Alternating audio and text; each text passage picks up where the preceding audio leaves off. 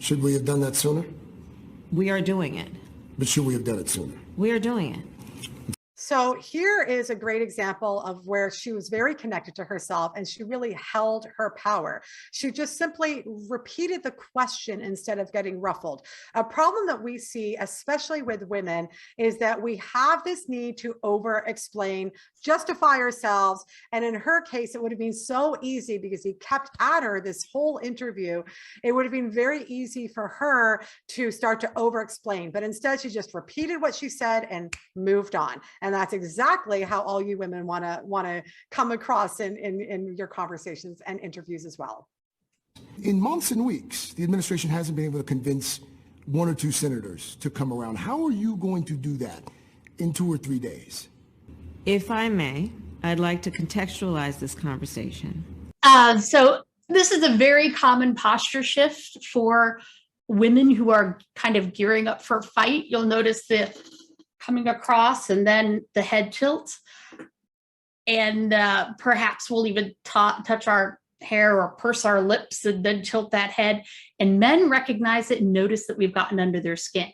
We've been taught that, oh, the head tilt is a signal that we're listening.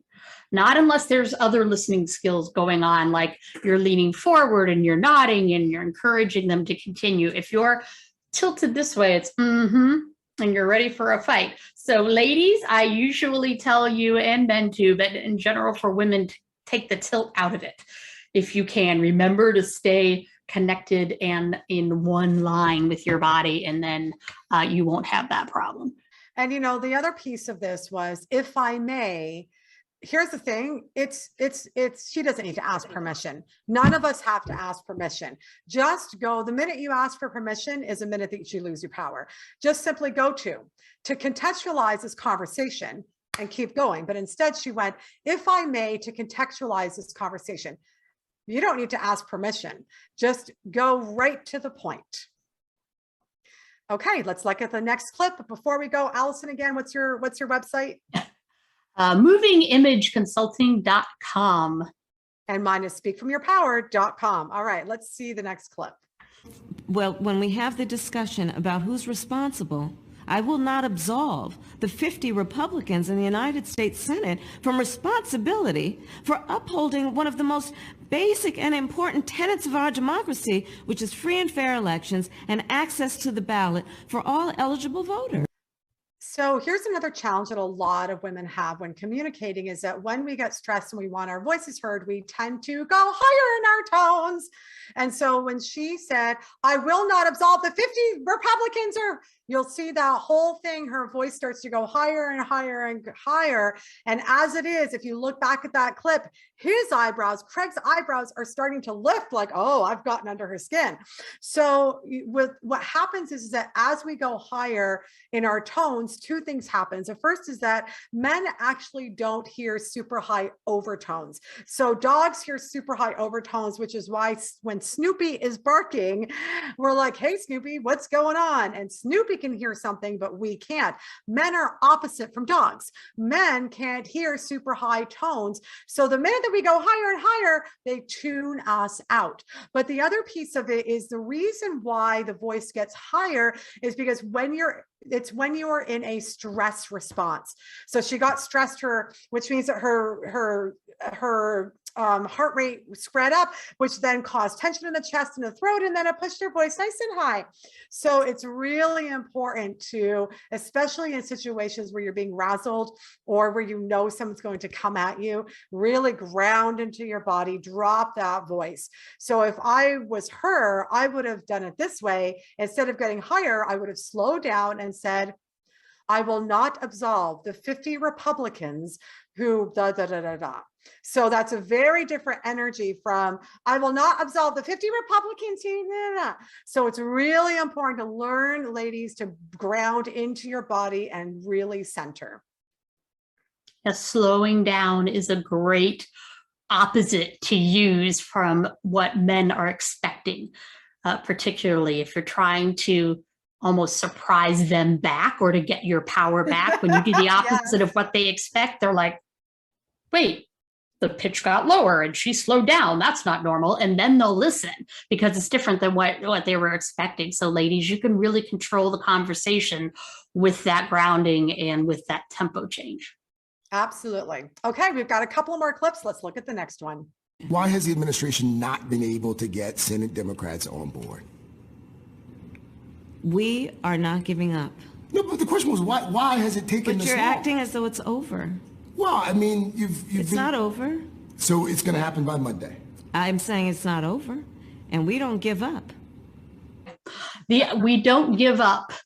I saw this as another mixed message because it felt a little bit hollow in that it was just coming from the head. If I felt like it, maybe because she was already kind of up here and stressed and hadn't dropped back down, the conviction was kind of lost on that. In that if she really was saying we don't give up, I would encourage her to, again, drop down and we don't give up. Very pointed and laser-like back at him, maybe even not even shake the head at all, but we don't give up. Very poignant. And then when you say it again, maybe you switch the emphasis onto a different word. So the first time might be we don't give up. And the second time is we don't give up. Something to make the line a little different that comes from my theater background. I share this with Cindy, is that I am also a trained music theater actress who spent some time in New York. We have all these weird synchronicities that are just awesome. And when I moved to Chicago for directing and dramaturgy MFA, I switched over more to directing in the observing part. And I would always tell my actors, if the playwright wrote the line twice, you don't say it the same way. Right. And she could have really gained the upper hand here if that would have just been her take. There really wasn't any reverberation through her body of that strength. It just kind of was coming from the head. What did you see? Yeah.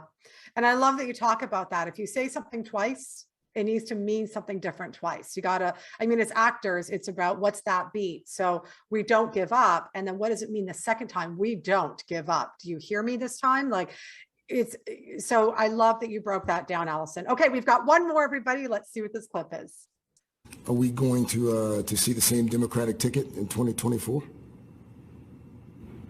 I'm sorry, we are thinking about today. I mean, honestly, I know why you're asking the question, because this is the part of the punditry and the gossip around places like Washington, D.C. Let me just tell you something. We're focused on the things in front of us. We're focused on what we need to do to address. All right. So another piece, again, we need to be careful not to apologize. And being Canadian, I am like the queen of apologies. I've been unraveling the apologetic Canadian thing for like my entire life, and I keep getting better. But for every single one of us, we need to be super aware and super conscious to not apologize. Because again, that's just a way that we give away our power.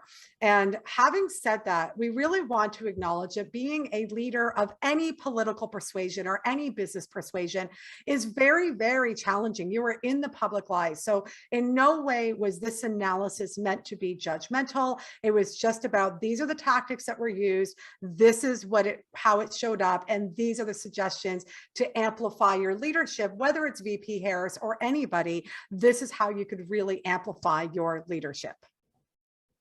Absolutely. Take all of these tips for yourselves and go out and change the world. You know, it's going to take one person at a time, but we're going to do it. And so this is how you gain that power back, by just these subtle changes that you really can implement. So many people come to me, and I'm sure they come to me and think it's going to take forever and it's so hard. And really not. You know, some things are hard, but there are some really simple things that you could also do as well. If you are super excited about this information and you want to go deeper and take the next step, you can find Alison at www.movingimageconsulting.com. And you can find me at speakfromyourpower.com.